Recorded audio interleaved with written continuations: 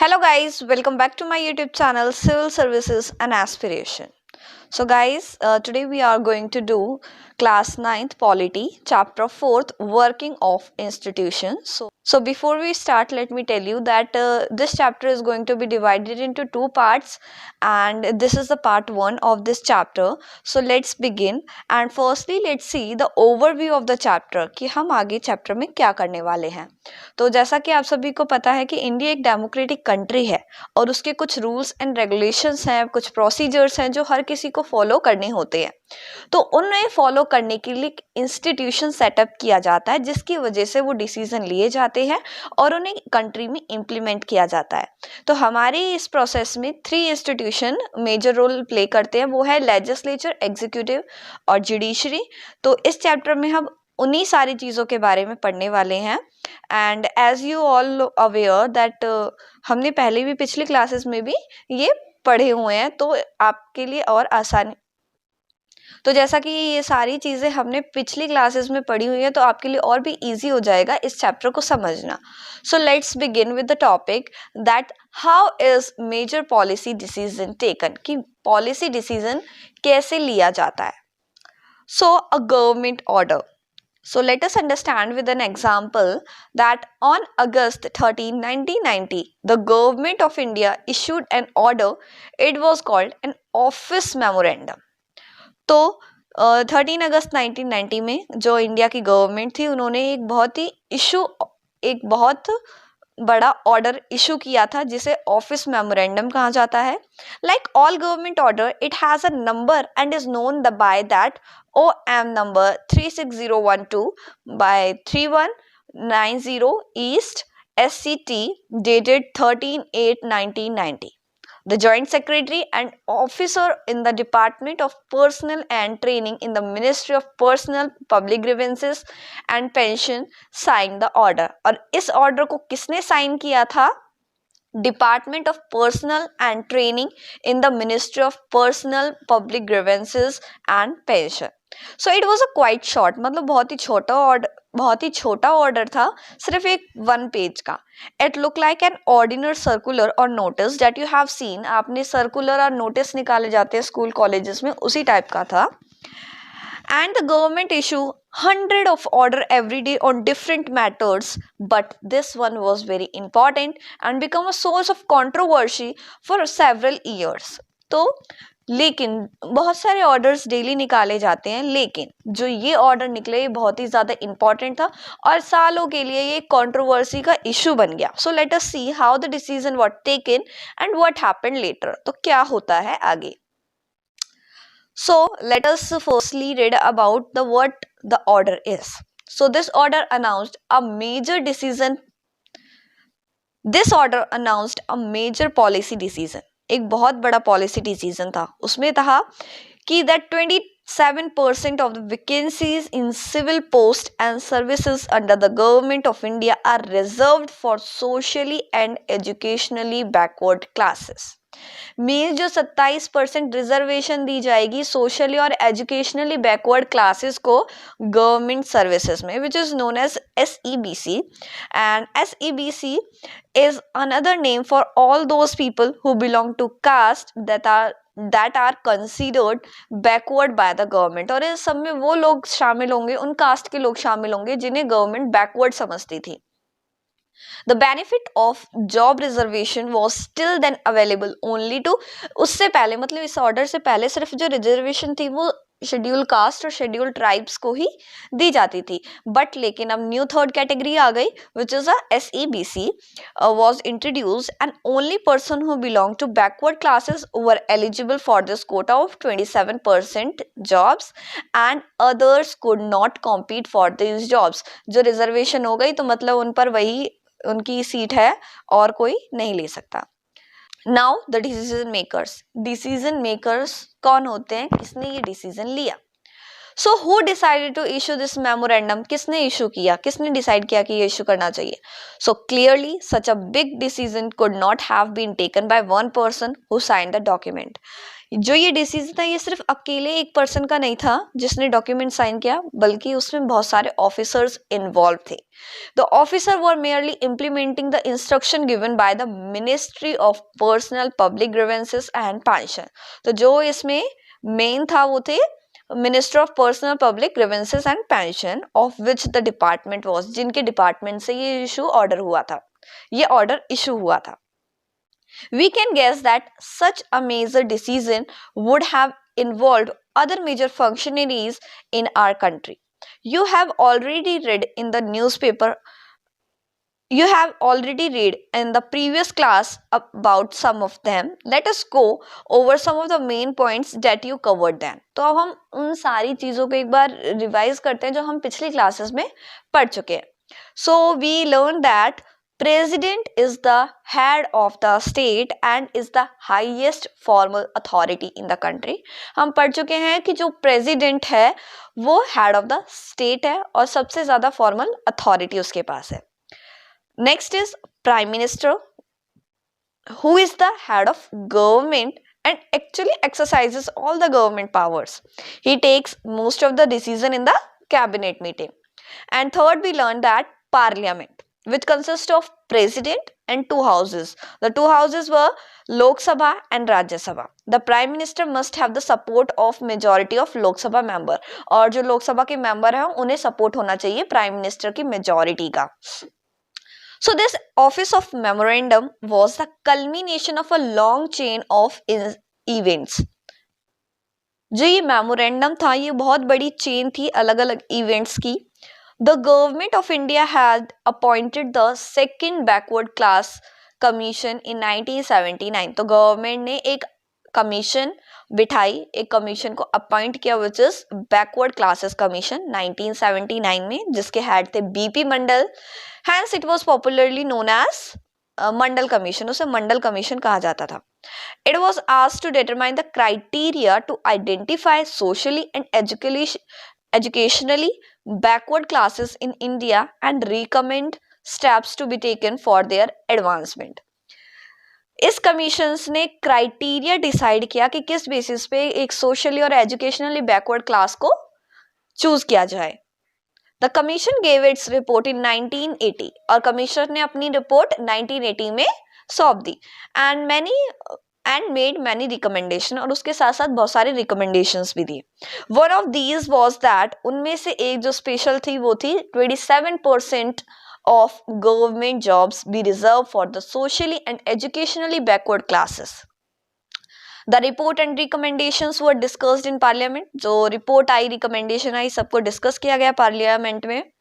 For several years, many parliamentarians and parties kept demanding the implementation of commission's recommendation. तो बहुत सालों बाद, मतलब बहुत सालों से जो पार्लियामेंट्रीज थे और जो जितनी भी पार्टीज थे वो डिमांड कर रही थी कि इन रिकमेंडेशंस को इम्प्लीमेंट किया जाए. तो लोकसभा इलेक्शन हुए 1989 में और इस इलेक्शन मैनिफेस्टो में जनता दल जो जीती थी उन्होंने प्रॉमिस किया कि अगर वोट में आते हैं अगर वो पावर में आते हैं तो वो मंडल कमीशन की रिपोर्ट को इम्प्लीमेंट करेंगे.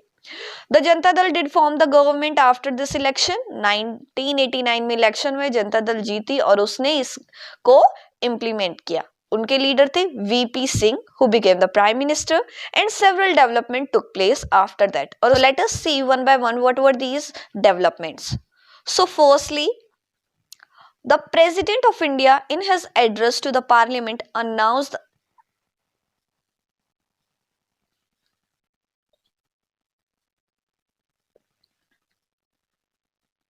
और उसके बाद बहुत सारी डेवलपमेंट प्लेस की गई.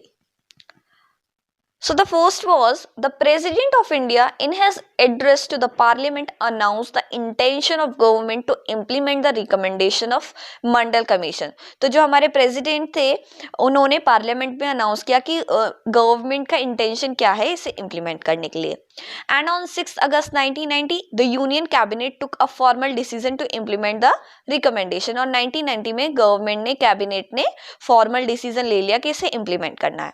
तो अगले ही दिन नेक्स्ट डे यानी कि 7 अगस्त को prime minister VP Singh inform the parliament about the decision through a statement in both the houses of parliament. सभी पार्लियामेंटेरियंस को इन्फॉर्म कर दिया गया। The decision of the cabinet was sent to the Department of Personnel and Training। जो ये decision लिया गया इसे department of personal and training के पास भेजा गया। जो सीनियर ऑफिसर थे डिपार्टमेंट के, उन्होंने एक ऑर्डर ड्राफ्ट किया with the cabinet decision and took the ministers approval. उन्होंने मिनिस्टर्स की अप्रूवल ली।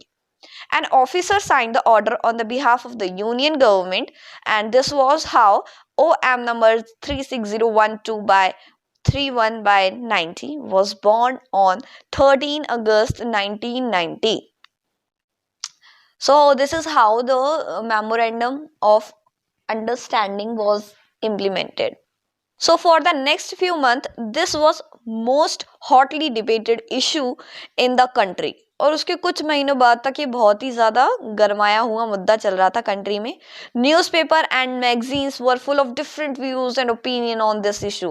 अलग अलग व्यूज थे, कोई कुछ कह रहा था, कोई कुछ कह रहा था। इसकी वजह से it led to wide spread protest and counter protest. Protest हुए और अपोजिट से भी उन्हें प्रोटेस्ट मिले। Some of which were violent, उनमें से कुछ violent भी थे। People reacted strongly because this decision affected thousands of job opportunities। क्योंकि ये पीपल ने इसलिए स्ट्रांगली रिएक्ट किया क्योंकि इससे बहुत ज़्यादा लोगों की जॉब अपॉर्चुनिटी को अफेक्शन हुआ था। Some felt that existence of inequality among people of different castes in India necessitated job reservation। कुछ मानते थे कि जो inequality है people में उसे जॉब रिजर्वेशन के जरिए खत्म किया जाए। They felt this would give a fair opportunity to those communities who so far had not adequately been represented in the government employment। कुछ ये मानते थे कि जो ये रिजर्वेशन दी गई है ये इसलिए क्योंकि जो कम्युनिटीज हैं वो गवर्नमेंट में अच्छे से implement,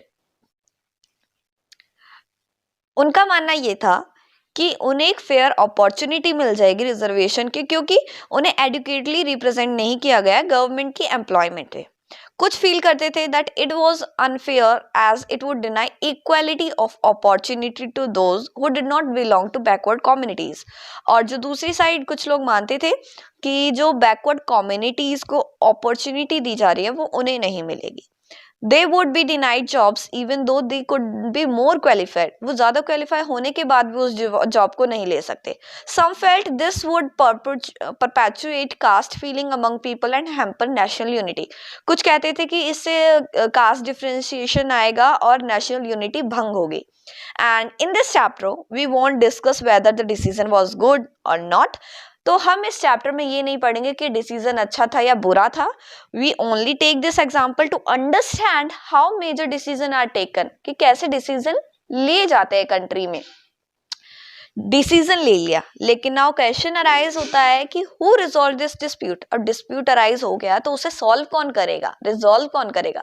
so you know that the supreme court and The High Court in India settled disputes arising out of governmental decision। तो आप सभी को पता होना चाहिए और आपको पता भी होगा कि जितने भी इश्यूज अराइज होते हैं गवर्नमेंटल डिसीजन की वजह से उन्हें सॉल्व करता है, सेटल करता है गवर्नमेंट, सेटल करता है supreme court and high court. Some person and associates opposed to this order filed a number of cases in the court। बहुत सारे लोगों ने केसेस फाइल किए कोर्ट में।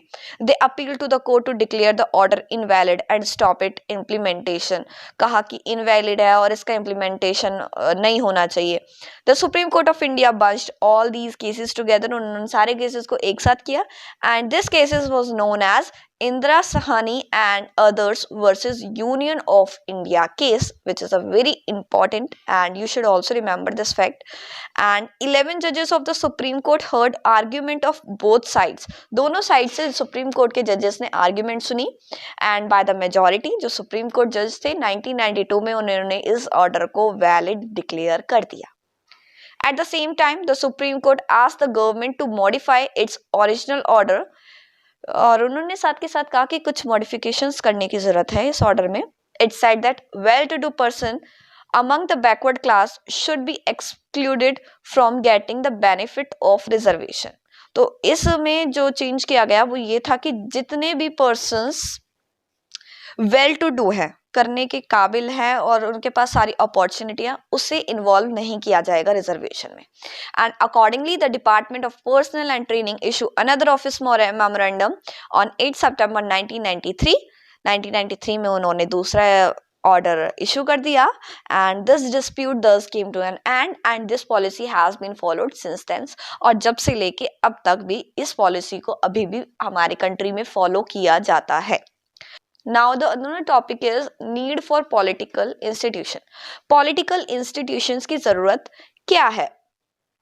So we have seen one example of how the government works. हमने अभी देख लिया कि गवर्नमेंट कैसे काम करती है, कितना कॉम्प्लेक्स डिसीजन मेकिंग होती है. So governing a country involve various such activities. और इसी तरीके से सरकार चलाने के लिए, कंट्री चलाने के लिए भी बहुत ज़्यादा ऐसे डिसीजन लेने पड़ते हैं. For example, the government is responsible for ensuring the security to the citizens and providing facilities for education and health to all. तो जैसे एजुकेशन और हेल्थ फैसिलिटी सबको मिलनी चाहिए, इसी तरीके से और भी बहुत सारी रिस्पॉन्सिबिलिटीज हैं गवर्नमेंट पे. It collect taxes and spend the money thus raised on administration, defence and development programme. It formulates and implements several welfare schemes. Some person have to take decision on how to go about these activities. Other have to implement this decision. If dispute arises on these decision or their implementation, there should someone to determine what is right or what is wrong. And it is important that everyone should know who is responsible for doing what. It is also important that these activities keep taking place even if the person in key position change. मतलब चाहे government change हो या कुछ भी हो, जो decision लिया गया हो उसे इम्प्लीमेंट होना चाहिए अच्छे से. So to attend all these tasks, several arrangements are made in all modern democracies. और इन सारी टास्क को देखने के लिए बहुत अलग अलग तरीके से अरेंजमेंट किए जाते हैं डेमोक्रेसी में. Such arrangement are called institutions. और इन अरेंजमेंट्स को इंस्टीट्यूशंस कहा जाता है. A democracy works well when these institution perform function assigned to them. और डेमोक्रेसी तभी अच्छे से काम करती है जब ये सारे इंस्टीट्यूशन अपना फंक्शन अच्छे से परफॉर्म करते हैं जो उन्हें मिला होता है. The constitution of any country lays down basic rules on the power and functions of each institution. और जो हमारा कॉन्स्टिट्यूशन है which is the supreme authority of India, उसमें रूल्स और रेगुलेशन सबके दिए हुए हैं जो हर एक इंस्टीट्यूशन को फॉलो करने चाहिए. So in the example above we saw several such institution. तो अभी जो हमने एग्जाम्पल दिया तो उससे निकल के आते हैं कि हमारे इंडिया में क्या क्या institutions हैं. So firstly the prime minister and the cabinet are the institution that takes all the important policy decision, जो भी सारे important decision लेते हैं. फिर उसके बाद आते हैं civil servants which work together and are responsible for taking steps to implement the minister decision. उन्हें कैसे implement किया जाए. And the third is the Supreme Court is an institution where dispute between citizen and the government are finally settled. Means एक ने policy बनाई, दूसरे ने implement की, और मतलब एक ने पॉलिसी बनाई, दूसरे ने उसे इम्प्लीमेंट किया और तीसरे ने उससे उसका जो रिजल्ट निकला उसे सॉल्व किया. So can you think of some other institution in this example, what is their role. तो क्या और भी कोई इंस्टीट्यूशन हो सकती है. So working with these institution is not easy. बहुत आसान नहीं है इंस्टीट्यूशन के साथ काम करना. Institutions involve rules and regulation and this can bind the hands of leader. और ये कंट्रोल करते हैं सारे लीडर्स पे. Institution involve meeting, committees and routines. This often leads to delay and complements. जो इंस्टीट्यूशन है उसमें बहुत ज़्यादा मीटिंग्स होती हैं, कमिटीज बनाई जाती है, उनका डेली रूटीन होता है, जिसकी वजह से जो डिसीजन मेकिंग होती है, डिसीजन होता है, वो थोड़ा डिले और कॉम्प्लिकेट हो जाता है. Therefore, dealing with institution can be frustrating and one might feel that it is much better to have one person take all decision without any rules, procedure and meetings. तो जब हम इन सारे complications को देखते हैं तो ऐसे लगता है एक बार के लिए कि एक ही पर्सन होना चाहिए जो सारे डिसीजन ले ले without any rules and procedures, but that is not the spirit of democracy. लेकिन ऐसा डेमोक्रेसी में नहीं हो सकता। Some of the delays and complications introduced by institution are very useful. और जो कुछ डिलेज होती है, कॉम्प्लिकेशंस होती हैं, वो कई बार यूजफुल भी होती हैं। They provide an opportunity for a wider set of people to be consulted in any decision. क्योंकि जब डिले होती है तो इसका मतलब यह है कि डिसीजन और भी अच्छी तरीके से देखा जा रहा है। And institution make it difficult to have a good decision taken very quickly. और जो इंस्टीट्यूशन होता है वो इसे डिफिकल्ट बना देते हैं एक अच्छा डिसीजन पाने के लिए, but they also make it equally difficult to rush through a bad decision. तो ये इससे तो अच्छा है कि कोई भी बैड डिसीजन लिया जाए। So that is why democratic government insist on institution. So first institution we can say is the parliament. So in the example of office memorandum, do you remember the role of parliament? तो अभी जो मैंने आपको बताया, क्या आपको याद है पार्लियामेंट का क्या रोल था, उसमें पार्लियामेंट ने क्या काम किया था? Perhaps not, अगर नहीं भी है तो since the decision was not taken by the parliament, जो ये डिसीजन था ये पार्लियामेंट ने लिया ही नहीं था। You might think that Parliament had no role in it, but let us go back to the story and see whether Parliament figured in it. Let us recall the point made earlier by completing the following sentences. तो जो report थी मंडल commission, वो कहाँ discuss हुई थी? Second is president of India mention this in his what, and the prime minister made a dash. So these all involve parliament. So the decision was not directly taken in parliament, but parliamentary decisions are the report. Parliamentary discussion on the report influenced and shaped the decision of government. Parliament ने directly इसमें role नहीं participate नहीं किया था, बल्कि indirectly influence किया था report के डिसीजन को। They brought pressure on the government to act on the Mandal commission. उन्होंने प्रेशर बनाया गवर्नमेंट पे कि मंडल कमीशन की रिकमेंडेशंस पर एक्ट किया जाए। If Parliament was not in favour of this decision, the government could have gone ahead with it. अगर Parliament इसके फेवर में नहीं होता तो डिसीजन आगे तो कोई भी गवर्नमेंट डिसीजन नहीं ले पाती। Can you guess why? ऐसा क्यों होता? Recall what you read about parliament in the earlier class and try to imagine what parliament could have done if it did not approve the cabinets. So आप पिछली classes को recall करके देखिए तो आपको पता चलेगा कि अगर पार्लियामेंट इस डिसीजन को एक्सेप्ट नहीं करता तो नेक्स्ट स्टेप क्या होता। So now is a question that why do we need a parliament? हमें पार्लियामेंट की जरूरत क्यों है? So in all democracies, an assembly of elected representatives exercise supreme political authority on the behalf of people. तो हर democracy में एक assembly होती है इलेक्टेड रिप्रेजेंटेटिव्स की, जो सुप्रीम पॉलिटिकल अथॉरिटी है on the behalf of people, क्योंकि पीपल इन्हें डायरेक्टली इलेक्ट करते हैं। And in India, such a national assembly of elected representatives is called parliament. और इंडिया में ऐसी representatives की assembly को parliament बोला जाता है। At the state level, this is called legislature और legislative assembly. और अगर हम स्टेट की बात करें तो इसी असेंबली को लेजिस्लेटिव असेंबली या लेजिस्लेचर बोला जाता है। द नेम में very in different countries but such an assembly exist in every democracy. नाम अलग अलग हो सकते हैं लेकिन हर डेमोक्रेटिक कंट्री में ये असेंबली होती है। It exercises political authority on the behalf of people in many ways. ये political authority exercise करता है। तो let's see what are the authorities it had. So parliament is the final authority for making law in any country. जो parliament है उसकी final authority है एक law को बनाने के लिए। This task of law making और legislation is so crucial that these assembly are called legislatures. जो इन टास्क होता है लॉ मेकिंग का या लेजिस्लेशन का, वो बहुत ही ज़्यादा क्रूशियल होता है इन असेंबली के लिए। तो इसीलिए इसे लेजिस्लेचर बोला जाता है।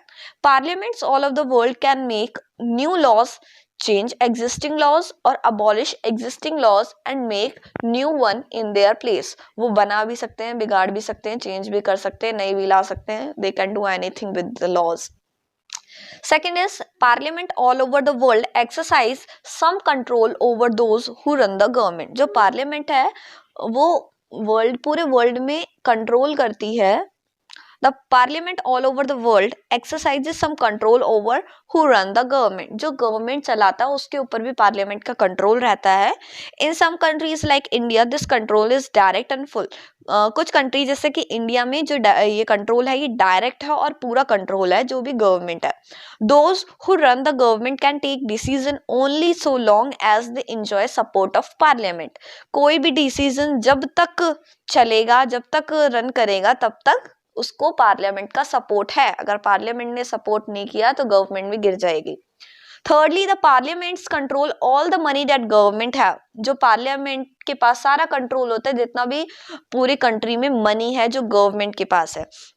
In most country, the public money can be spent only when parliament sanctions it. So कई कंट्री में ऐसा होता है कि पब्लिक का जो मनी है वो तभी स्पेंड किया जाता है जब पार्लियामेंट उसे परमिशन दे देती है. And fourthly, parliament is the highest forum of discussion and debates on public issues and national policy in any country. और लास्टली कि जो पार्लियामेंट है वो हाईएस्ट फॉरम है डिसीजन का और डिबेट का पब्लिक इश्यूज के लिए और नेशनल पॉलिसी बनाने के लिए किसी भी कंट्री में. And parliament can seek information about any matter. Now let's see the two houses of parliament. Parliament के दो हाउसेस कौन कौन से हैं और क्या है. Since parliament play a central role in modern democracies, most large countries divide the role and power of parliament in two parts. दो पार्ट में इसकी पावर डिवाइडेड है and they are called the chambers. इन्हें chambers या फिर houses बोला जाता है. One house is usually directly elected by the people. जो एक हाउस होता है वो डायरेक्टली पीपल द्वारा इलेक्टेड होता है और उसी के पास सारी रियल पावर होती है on the behalf of people. और जो सेकेंड हाउस होता है उसे इनडायरेक्टली इलेक्ट किया जाता है और भी स्पेशल फंक्शन परफॉर्म किए जाते हैं. The most common work for second house is to look after the interest of various states, regions and federal units. और जो मोस्ट इंपॉर्टेंट कॉमन वर्क होता है सेकेंड हाउस का वो ये होता है कि डिफरेंट स्टेट, रीजन और यूनिट्स के इंटरेस्ट की देखभाल की जाए. So in our country parliament consist of two houses है हमारे इंडिया में.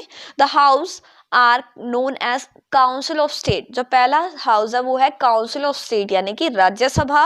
And the house of people is known as Lok Sabha. And the president of India is a part of parliament.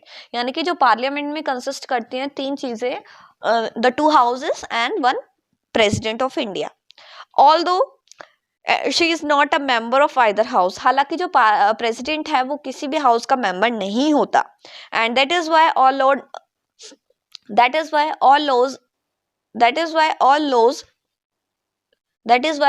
laws made in the house come into force only after they receive the assent of president. इसीलिए कोई भी decision होता है जो house से निकल कर आता है उसे लॉ तभी बनेगा जब उसे प्रेसिडेंट का असेंट मिल जाएगा. So you have read about the Indian parliament in earlier classes. हमने पिछली क्लासेस में पार्लियामेंट के बारे में पढ़ा हुआ है. And from the chapter 3 you know how Lok Sabha elections take place.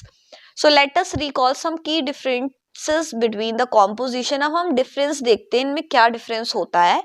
And answer हम उसके बाद आंसर करेंगे कि what is the total number of member, who elects the member, what is the length of the term and can house be dissolved or it permanent. कि डिसॉल्व हो सकता है या परमानेंट है. So let us discuss one by one. So now here is a question also that which of the two house is more powerful. कौन से house ज़्यादा powerful है. So it may appear that Rajya Sabha is more powerful. For some time it is called the upper house या upper chamber.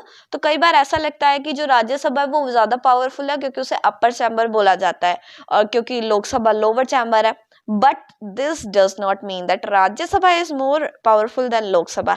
लेकिन ऐसा नहीं है कि राज्यसभा ज़्यादा powerful है लोकसभा से. This is just an old style of speaking and not the language used in our constitution. लेकिन इंडिया में ऐसा नहीं है. So our constitution does give the Rajya Sabha some special power over the states. हालांकि राज्यसभा को कुछ special power मिली हुई है but ज़्यादातर मैटर्स में लोकसभा सुप्रीम पावर अडेप्ट करता है। So let us see how. अब देखते हैं कैसे पार्लियामेंट कैसे राज्यसभा और लोकसभा में की पावर्स में डिफरेंस है। So firstly, an ordinary law needs to be passed by the both the houses, but जो कोई भी लॉ है वो दोनों हाउसेस से पास होना चाहिए, लेकिन अगर डिफरेंस आ जाता है दोनों हाउसेस के बीच में, जो final decision is taken in a joint session and which both member of both the houses sit together because of the large number of member, the view of Lok Sabha is likely to prevail in such a meeting. तो जब joint session होगा तो उसमें दोनों houses के members बैठेंगे और जो लोकसभा की नंबर ऑफ मेंबर है वो ज़्यादा है तो एब्सोल्युटली लोकसभा ही प्रिवेल करेगी majority. Secondly, Lok Sabha exercises more powers in money matter. जो मनी मैटर से रिलेटेड इश्यूज हैं उनमें लोकसभा ज़्यादा पावर एक्सपीरियंस करती है। And once the Lok Sabha passes the budget of the government और any other money related law, तो अगर लोकसभा ने पास कर दिया बजट से रिलेटेड गवर्नमेंट का या किसी और मनी से रिलेटेड लॉ, तो Rajya Sabha can not rejected, Rajya Sabha उसे रिजेक्ट नहीं कर सकती। राज्यसभा सिर्फ डिले कर सकती है बाय 14 days और suggest changes in it. The Lok Sabha में और may not accept these changes, it's her wish to accept or not. And thirdly and most importantly, the Lok Sabha control the Council of Ministers। जो लोक सभा है वो Council of Ministers को control करता है। Only a person who enjoy the support of the majority of member in the Lok Sabha is appointed by the Prime Minister। और एक पर्सन जो फुल सपोर्ट एंजॉय करता है वो मेजोरिटी से लिया जाता है लोकसभा के मेंबर्स से, वो है प्राइम मिनिस्टर का अपॉइंटमेंट।